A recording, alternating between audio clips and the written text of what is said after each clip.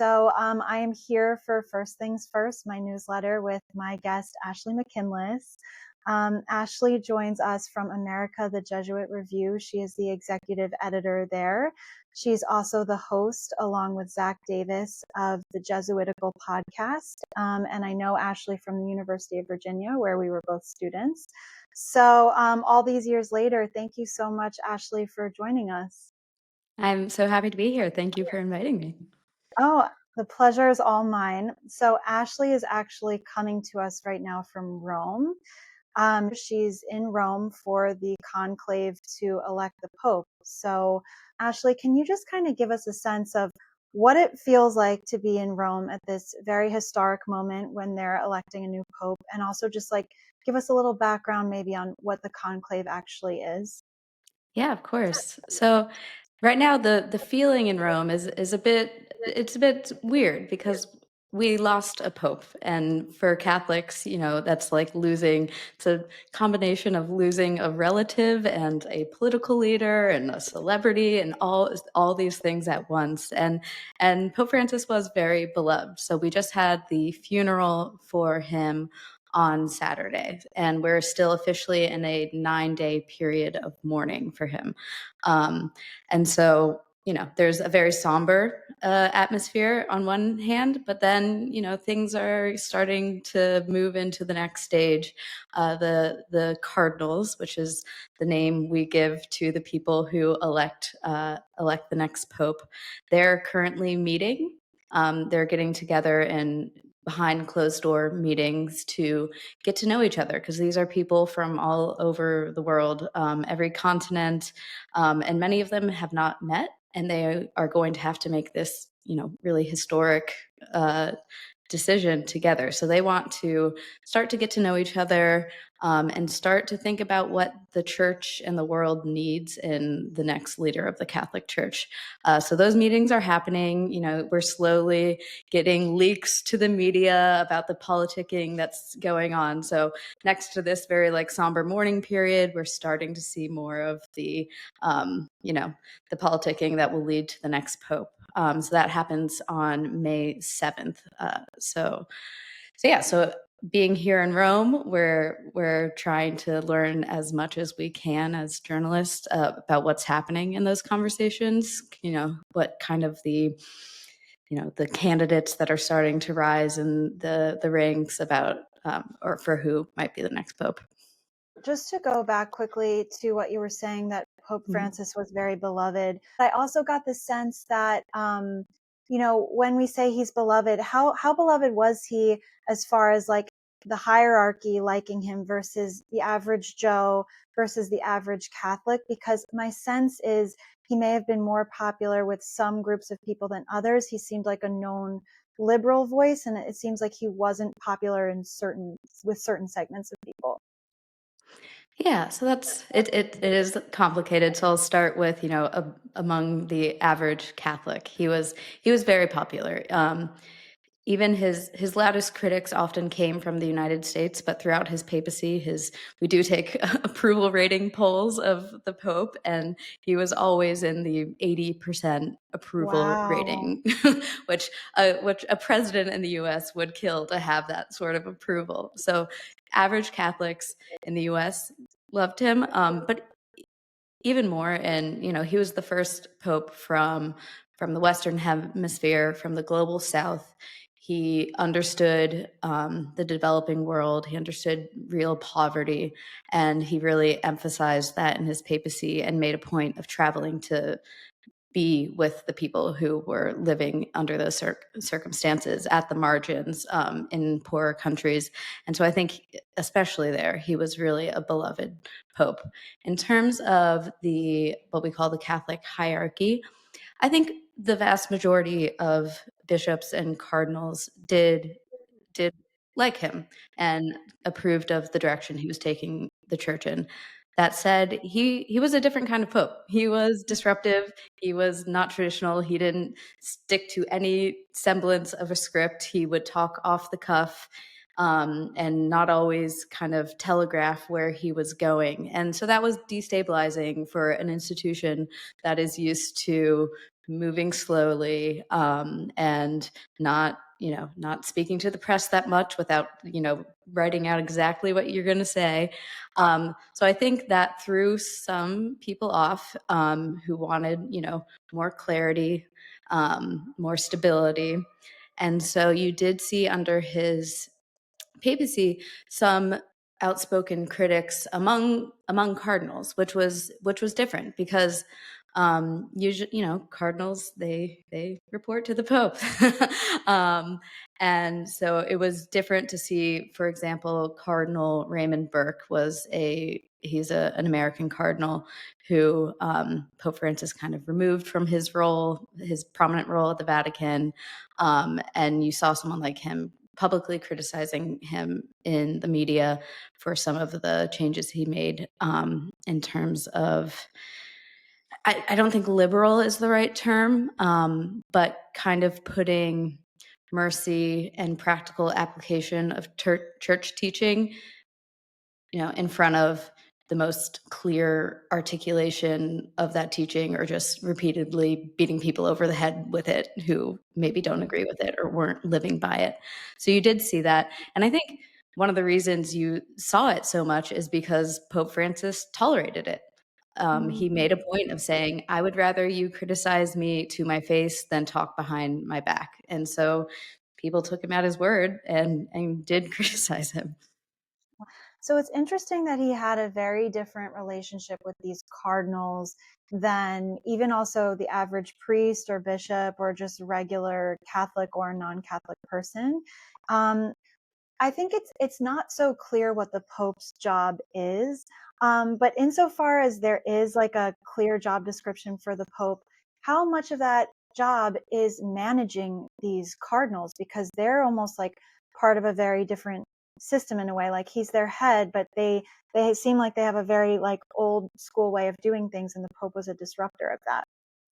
Yeah, so there's a distinction to be made between cardinals who aren't at the Vatican and cardinals who are at the Vatican. So, cardinals who are not based here in Rome do not have kind of like an official capacity, um, uh, managing the Vatican and the global church. They are bishops in their own diocese, and they act as a bishop of the diocese, which is what we call the local church in any given country. So that's one thing. And then there are the cardinals who work here at the Vatican. We call them people who are working for the Curia. So there are all these departments within the Vatican, with different roles. So we call them dicasteries because we have to have a weird name for everything we do in the Catholic Church.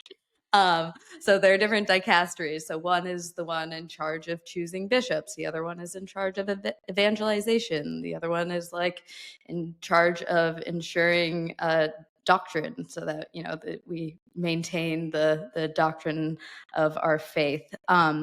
So they are in themselves kind of like popes come and go. The Curia here in Vatican, which has for a long time been dominated by Italians because we're here in Rome, like they are their own kind of traditionally have been their own power center within the Catholic Church. And Pope Francis, when he was elected, part of his mandate and part of the reason he was elected is because in the kind of pre-conclave meetings that are happening right now, but that were happening in 2013, they were looking for someone who could reform kind of the central Vatican governance. And so from the beginning, it was almost inevitable that he was going to ruffle some feathers when he came here and tried to bring some kind of like accountability and transparency, especially around finances. So that's what he did. And so so he met some resistance here at the Vatican more than from the cardinals who are just based around the world. And at this point, Pope Francis has created 80% or almost 80% of the cardinals who are going into the conclave to Wow. elect the next pope. So it's not right to say that most of the cardinals have this oppositional relationship with Pope Francis. Not anymore. I mean, I Yeah. feel like it's kind of like presidents and judicial appointments. Like he just made so many appointments to kind of change the direction of things. I mean, it's an incredibly tactical move. I think in America we're not used to seeing liberals have strategy, but I feel like this is a different this is a different situation. That's a very tactical move. So now And to that be fair, so I sorry, just to no, jump please. in there. So for cardinals, only cardinals under the age of 80 can vote in the conclave, and so there is just like a natural churn of when people turn 80. It's only natural that whoever is the pope will name new cardinals. So that being said, there's like a very arbitrary limit of 120 cardinals who are to vote in a conclave, but any pope can kind of blow past that limit. So Pope Francis has gone way over that. He appointed, when he died, there were 135 cardinals of voting age. So in a way, it's not exactly like court packing in the US Okay. example, but he did exceed this arbitrary limit, but he's a absolute monarch in the Catholic Church. So if he exceeds it, the limit is gone. So if he broke the rule, it's still okay. Yeah. Okay. And so And other previous popes have also broken or gone over that 120 limit. So yeah. got it. So how many can any cardinal vote for the Pope? Any cardinal under the age of 80, correct. Okay.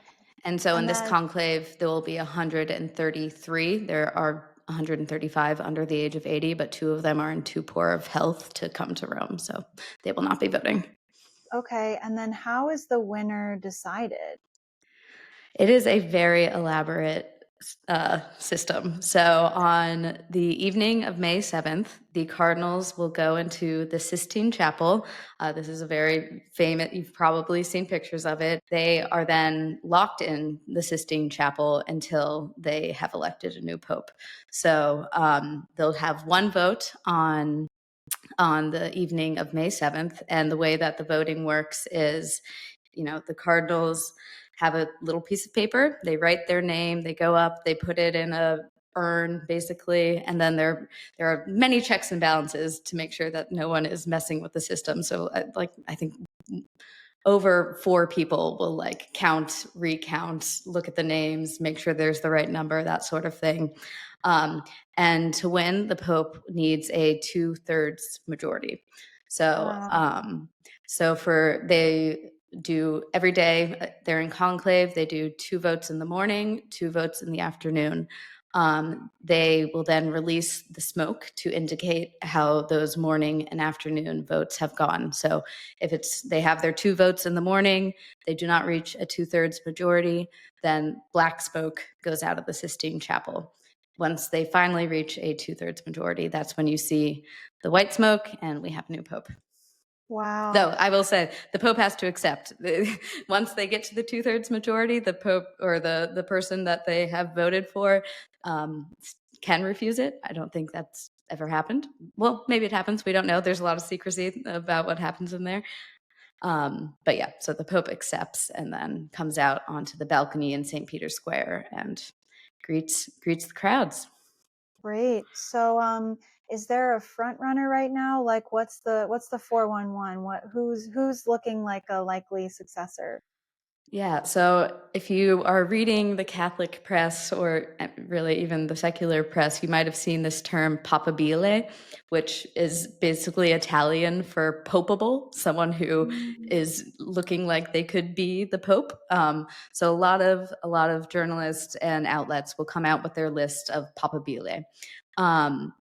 And so there are, I can give names, but first I want to explain how journalists come up with these lists, because it's not like a presidential election where people, put their name in, be like, I'm running for Pope. It's very much, it would be taboo to kind of seem like you're running for Pope. So no one is doing that. But journalists like me do, look at the state of the church, look at who the cardinal electors are, and then come up with our own kind of predictions about who could be elected. And people are looking at things like what part of the world they're from, like do we want a pope from Africa or Asia? Or after Pope Francis in Latin America, do we want to come back and have an Italian Pope and kind of stabilize things that way? We're looking at age. Do you want a Pope who's going to have 20 years in the papacy, or do we want a short pope or short papacy? So we're going to pick someone who's older. Do we want someone who's going to continue down the direction that Pope Francis was leading the church, or do we want to rein that back and not do that? So those are the kind of things that journalists are thinking about, and the cardinals are thinking about when they come out with their lists of possible popes. So that being said, the name right now that's being described as kind of the front runner in various media outlets is Cardinal Pietro Parolin. He was the Secretary of State under Pope Francis. He is Italian and kind of like the consummate Vatican insider. Like he was never a bishop of like a diocese anywhere. He's always always worked for the Vatican, either for many years in the diplomatic service, so serving in different countries as the Vatican ambassador to that country, and then for a while here in Rome as the Secretary of State. So the benefit of that background is that he knows a lot of cardinals, because he's visited their country on diplomatic trips, or they've visited Rome for, to see the Pope. And so he is very well known.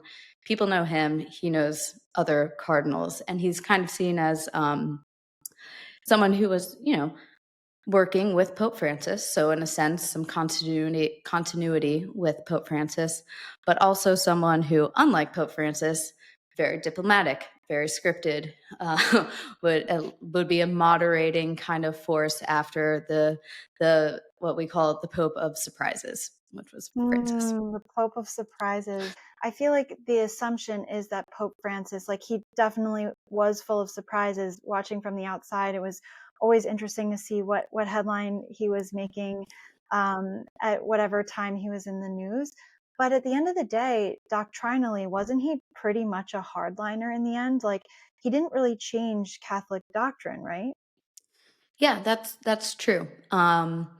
So the kind of one concrete, or there are a couple of concrete changes you can point to that he made that would be considered in the secular world more liberalizing. So the first was in 2015, in a footnote of one of the documents that he released, he said that Catholics who are divorced and remarried without having an annulment, so what the Catholic Church would be considered to be living in adultery, he said the church teaching is you are not able to participate in the sacraments, so receive communion when you go to Mass if you're in that situation. He gave a little bit of an opening saying, if you and your priest, and can talk to each other and in good conscience decide that you can receive communion, then that's a possibility. So it was like a tiny crack. But it was a tiny crack that really ignited the opposition to Pope Francis. Before then, there was not this like vocal opposition to Pope Francis. So that was one thing. He also, last year, I think it was, opened up the possibility of giving blessings to individuals who are in same-sex unions. So there were many restrictions about how that could be done, but that was a concrete change that also faced really strong resistance. So there are a couple things like that where he made a change, but by and large, that would not be considered like a progressive stance by Democrats in the United States. So what he really did was change the tone and application of the doctrine. So, which I don't think is a small thing. If you're a gay Catholic who the only thing you ever heard from the church before was you are in an intrinsically disordered relationship, which is the language that is used in the Catechism of the Catholic Church, hearing the Pope say about gay priests, who am I to judge, which is like kind of what was his first viral moment in 2013, is when he was asked about gay priests and he said, who am I to judge? that's not insignificant. Not at all. You are finding acceptance from the highest levels of the church in a way that you before then didn't think was possible. So that's a real change. And so he led with, this was very much kind of his, I think his Jesuit side coming through. He wanted the church to meet people where they are at, not wait for them to become saints and find their way to the church, but be down with the people where they are and encounter them with a message of mercy. And when you say that he was kind of like the paragon of the Jesuit mentality, for those Mm. people who don't know what that means, can you explain that a little more? Yeah, so the Jesuits are a religious order within the Catholic Church. So you have your Dominicans, your Franciscans, your Jesuits, and each have a different kind of what we call a charism, but like the thing that animates their mission and ministry in the world. And Jesuits, they were founded by Saint Ignatius back in the 16th century, and they're really known for having kind of like an interior freedom. They become through what they call the spiritual exercises, in which every Jesuit spends a month in silent retreat trying to like become friends with Jesus and like know Jesus in a very deep and personal way, and through that attaining this interior freedom that makes them not afraid to be in kind of messy situations. And Jesuits, because of their spiritual training, have that same sort of attitude where it's like, okay, we can go out and we're not going to be tainted by mixing with sinners. And they have this missionary spirit of going out, whether it's to people who aren't yet Catholic or are in far-flung parts of the world, and meeting people in just very personal ways. And on top of that, they also are known as kind of academics, intellectuals working in the universities, and sometimes like pushing the boundaries of theology. So both of those things make for a pope that is going to be pushing the boundaries, both in terms of like who the church is reaching, but and also the ways that the church is reaching them. Yeah, and for, any institution that sometimes has a person who's such a maverick like Pope Francis come along, sometimes there is this harsh blowback after the passing. So I'm wondering if this potential successor, it sounds like he is more moderate and like he did work for Pope Francis, so there was some alignment there. But is the right wing of the Catholic Church going to be happy with that choice, or who are they favoring, and how are they feeling about Pope Francis throughout this whole time? Yeah, I would say the people who were less comfortable with the direction Pope Francis was taking the church in actually might be kind of coalescing around Parolin, just because um, it's a realistic option that would be kind of middle of the road. Um, that said, Parolin is being floated as the front runner right now, but it is completely possible that there could be a pope elected that is very much in the Francis mold, and in some ways less constrained by the current rules than Pope Francis was.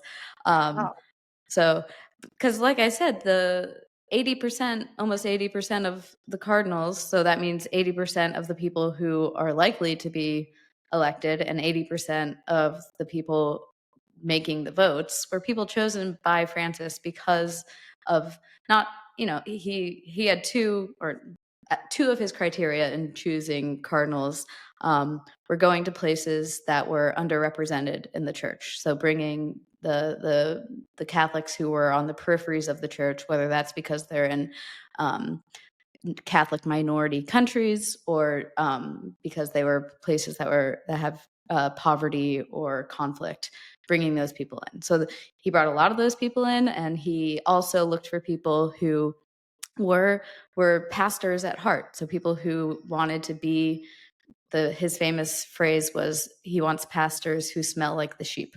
So people who put being with the people first. And that doesn't mean that doctrine and church teaching aren't important, but you can't really get to doctrine and teaching if you aren't first encountering people and you're not and being credible to them. And to be credible, you can't just pontificate, a word that comes from the pontiff, the pope. You have to be a pastor first. And so those are the type of people that he has prioritized in shaping the College of Cardinals.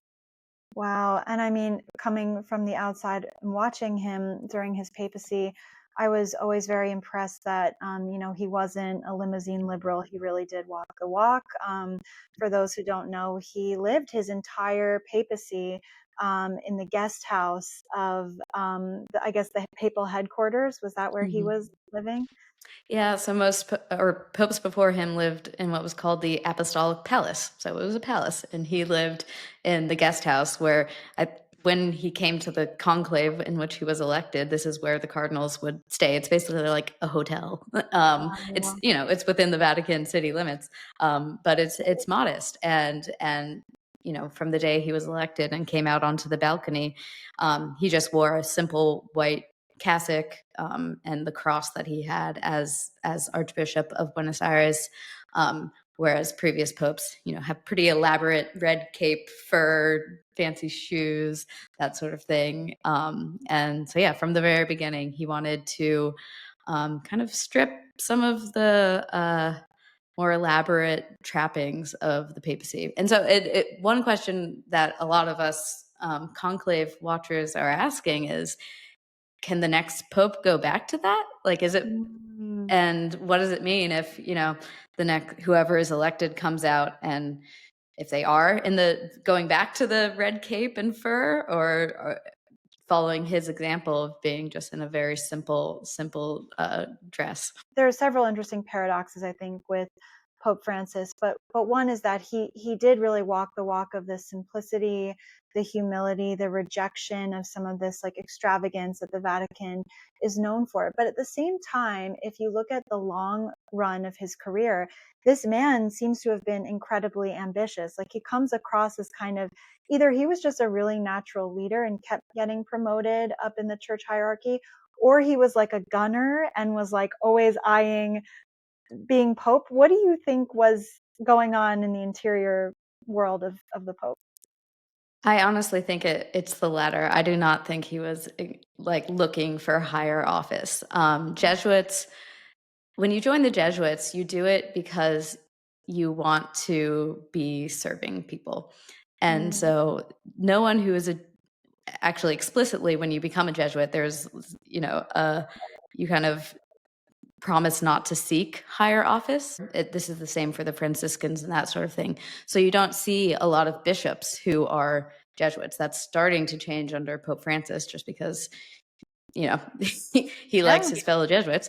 So I don't think he wanted to become Archbishop of Buenos Aires. He was made that, I believe, by Pope Benedict XVI. He has said in interviews that he always wanted to be a missionary and to be sent to Asia as a Jesuit priest.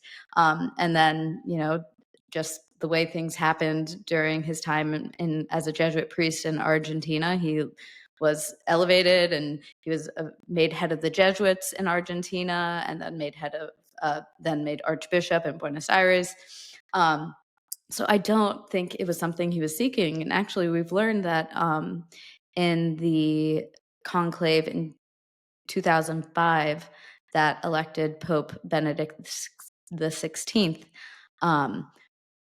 then Jorge Bergoglio, future Pope Francis, was the second runner-up and was telling people, don't vote for me, vote for Benedict. So he had a chance to become Pope in 2005, and he didn't want it. But then they came together in 2013 after Pope Benedict's historic resignation. And we know this because my colleague Gerard O'Connell wrote kind of the definitive book about the 2013 conclave. And Cardinal Bergoglio, future Pope Francis, made this intervention about how he saw the state of the church. And he famously, wanted a church that was not so self-referential. He said, often we think of Jesus knocking on the door, trying to get into the church. I think maybe Jesus is inside the church, knocking, trying to get out and go into the world, which is a very Jesuit way of seeing what the church is. It's, we need to go out. We need to open the doors and meet people. Pope Francis described the church that he wanted as a field hospital. So no doors.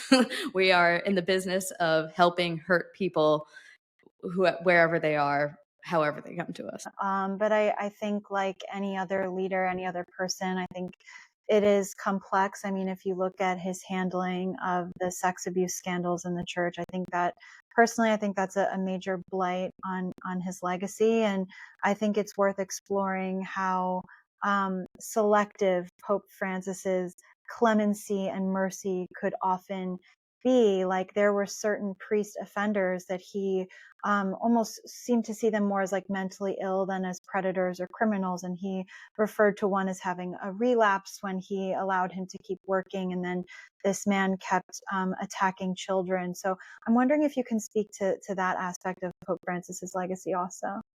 Yeah, I definitely think it's fair to say that he had some blind spots, especially early on. So there was a priest abuser in Chile, and Pope Francis visited the country, and victims of this priest had been like trying to get justice for years, and the hierarchy in Chile had ignored them. And initially, Pope Francis took the side of the hierarchy and said, he used the term, this is calumny. That the what you're saying about this priest is calumny. And it was really bad. I'm not going to sugarcoat it. But what I will say is that he was, as I said before, he was open to criticism and actually listened to criticism. And what he eventually met with some of the victims. For my podcast, we interviewed a man, Juan Carlos Cruz, who was one of the victims of this notorious predator priest in Chile. And he confronted the Pope, and the Pope listened to him and eventually changed his, not only his tone, but his approach to this allegation of abuse, and eventually put this victim, Juan Carlos, on a council at the Vatican, a papal council, that is kind of charged with oversight of how the church is dealing with allegations of abuse. And so this Juan Carlos he was a very trusted friend of Pope Francis after initially being disregarded by the Pope. And also Pope Francis, I think in 2019, he convened some sort of, I want to say it was like a conference, but some sort of meeting of the minds about the abuse scandals. And I think it was clearly a step forward that he was bringing all of this out into the open, but it sounds like there wasn't a lot of tangible progress afterwards. Is that right? Yeah, so that was in 2019. It was a pontifical commission on the protection of minors. And so this council that I mentioned that Juan Carlos Cruz was on, that came out of this meeting, as did another document that kind of gave definitive rules to how the church deals with allegations of abuse, and significantly deals with bishops who aren't necessarily guilty of abuse, but who covered it up, which had been like a big gaping hole in the way that we dealt with it. It was just like, okay, yeah, we'll defrock the abusers, but the bishops who covered this up or didn't take it seriously enough, they don't have any consequences. So that did change under Pope Francis. It's not a perfect solution. They haven't put enough resources into this commission and the judicial processes around allegations. So there's a backlog of allegations. It takes way too long for this to happen. There's currently a very high profile case happening concerning a now ex-Jesuit. He was expelled from the Jesuit, but he's still a priest, and he was a very prominent artist. His mosaics are plastered over churches and sanctuaries around the world, and he has been credibly accused of abusing over 24 women. So not when they were children, older women, but manipulating his position as a priest and spiritual guide to abuse these women. And he is still an active priest in, I think he's in Slovenia, but I'm not sure exactly where he's currently working. And, you know, the Vatican has opened an investigation into him, but it's been over a year now, I think, and he's still an active priest. And so that's not okay. Yeah. There's no way to justify that. So they really, the next, whoever is elected pope, this will still be a huge challenge for them to really make it possible to give justice to victims. What do you think psychologically is going on for someone in Pope Francis's position, seeming to have such a natural defensive position of these priests who have been accused? Like, do you think it's because the hierarchy is kind of like this all male, almost like a very large brotherhood? I don't know if that's how it actually is, but where do you think that's coming from? This kind of like the posture is always like the default is like mercy or like defense of these priests. Yeah, I don't want to psychoanalyze Pope Francis too much, but I do think I don't know, you give the benefit of the doubt to people that you are close with. You know, if anyone said anything about my sibling or my mom, I would Mm, naturally assume that that person was wrong and my mom is perfect. But so I think there's that natural instinct. I don't think that completely explains or at all justifies it. I think for a while there was a culture of secrecy and in the priesthood and in dioceses where it was just it wasn't healthy. Like it, you know, if you messed up and one of your brother priests knew about it and then you saw them mess up in a more profound, not mess up, commit a crime, you were just like, oh, I don't want to say something because then maybe he'll say something about me. So there was just like an unhealthy kind of, yeah, I think fraternity is a fair way to describe it. They're brothers. They consider themselves brothers. And there's just, I think there was a kind of, I don't know how to describe it, but like a mentality of like, all right, we got to push back against the outside world because they're so against us. Like, mm, we got to stick together. yeah, it's interesting to have watched Pope Francis kind of have such different reactions to various different issues, and I think it brings up a question that many of us have, which is, and maybe you can help answer it for us, which is, what is the Pope's job? Like, I think it would be helpful to know what is the Yeah. Pope's job. So he is, it's a pretty demanding job. He's vicar of Christ on earth. So he is supposed to, you know, embody the person of Jesus for us after St. Peter did back in the first century. And he is supposed to, his main job is maintaining the unity of the church and our fidelity to the teaching of Jesus Christ. That's basically like it has No, along the 2000 years of church history, a lot of things have built up around that, but his main right. job is that he is the the pastor to the 1.3 billion Catholics who are on earth at this moment, and he has to protect the doctrine of the faith. So a pope is a kind of absolute monarchy in the Catholic Church, but even a pope does not have the ability to teach something that would go against Catholic dogma.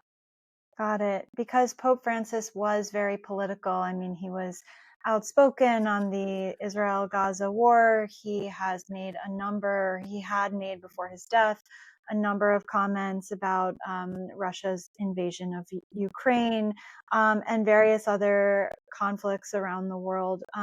Is that normal for a pope to do? And was he being like a maverick, or is that normal for a pope to do that? It is, at least in recent history, popes weigh in on matters, global matters all the time. Pope John Paul II famously came out against the invasion of Iraq. Mm. Pope Benedict XVI was called the Green Pope because he was outspoken about climate change for the first time. That was the Mm. first time it came from a pope. And so Pope Francis was continuing in that tradition of when there is a matter of grave moral concern that affects not only Catholics but humanity, they will speak out. So Pope Francis, I think the difference is the media environment we're in. He was the first pope where social media was really shaping the conversation that we were having about these things. And so anything, both between living in a social media age and him being someone who was so willing to speak off the cuff, speak from his heart, give interviews to anyone, like we got more commentary from him than I think previous popes, but it was a difference in volume rather than a difference in kind, if Mm. that makes sense. Yeah, and I know he was the first pope on Instagram, right? I think he was the first pope and I think he was also the first pope to ever write an opinion piece in the New York Times. That I think so. Sounds like him. Yeah. So you also mentioned that the Pope's job is to preserve Catholic unity, and that's a very big, very hard job. That's like a seventh of the world, basically, is Yeah. Catholic, really diverse. I think what was interesting to watch was the controversy over the Latin Mass.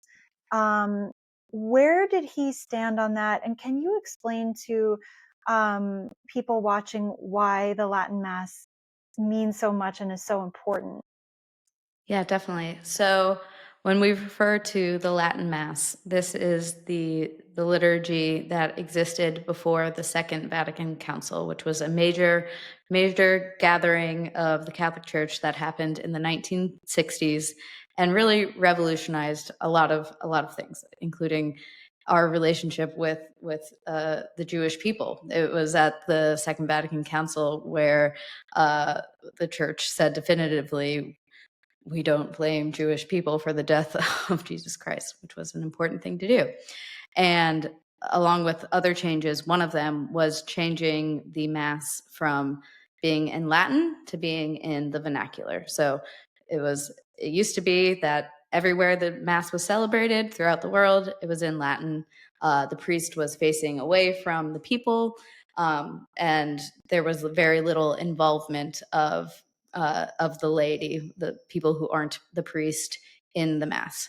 At the Second Vatican Council, they said that the Mass can be celebrated in English and Spanish and German and French, all those things. And then they also came out with a new missal, which is what we call the thing that gives kind of the marching orders for what the priest does during the Mass and the laity. And so, yeah, so post the 60s, we had a new Mass. And in the 70s were a crazy time. A lot of priests experimented. They went a little too far. They made the Mass, for a lot of us, seem not very reverential.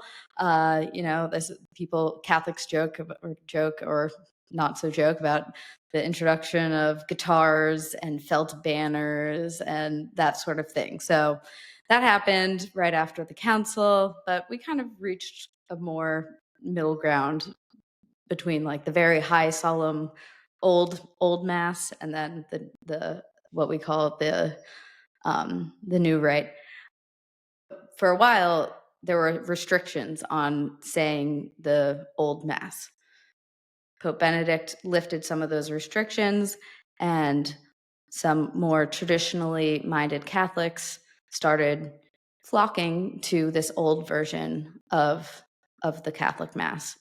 And for a while, it seemed like that was okay, but Pope Francis came to the decision that this devotion to the pre-Vatican II Mass was kind of polarizing the church. People who went to this Mass, it seemed, were also the same people who didn't want Vatican II to happen at all, and some of those other important changes to not happen.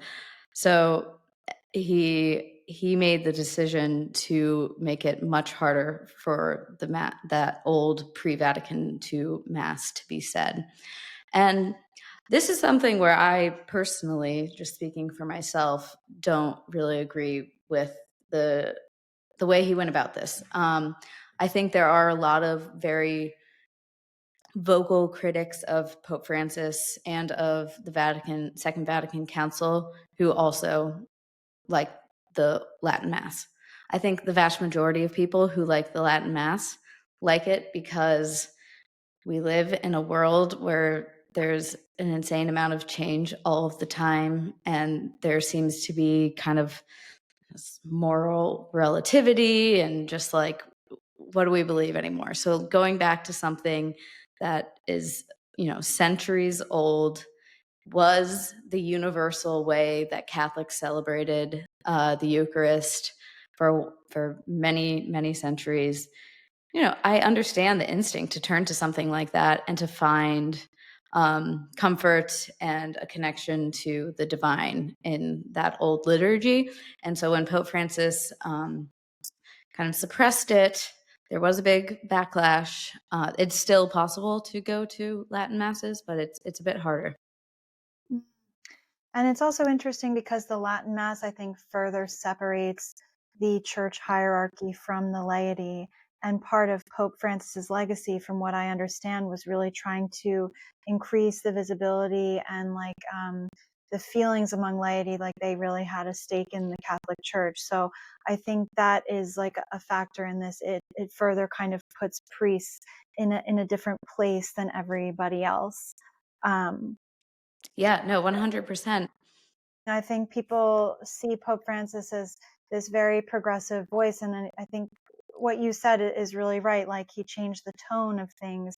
But I think if you're, promulgating the changes made by Vatican II, which was like a really important time in church history, actually, he was in a way like a traditionalist. He was enforcing where the church was already going. I think he had a different touch and a different way of communicating. So I think he doesn't get enough credit for really having like upheld like what the church already had done before he got to the papacy. No, that's totally true. Like, if you accept Vatican II as being legitimate, which there are some people who have, schismed from the Catholic Church because they don't, then yes, Pope Francis was upholding tradition by really taking seriously the call to empower the people of God, the laity, to have full participation in the church. I want to end by remembering Pope Francis again. He's now buried or entombed in a church that he loved here in Rome. His simple stone entombment says the name Franciscus, and it was made with the stone from the region of Italy that his Italian grandparents came from. He's placed between two confessionals, which for a pope who led with mercy and forgiveness seems really apt. And so I hope even as we all start paying attention to the next pope and all the politics and factions and things around that, we keep his memory in mind.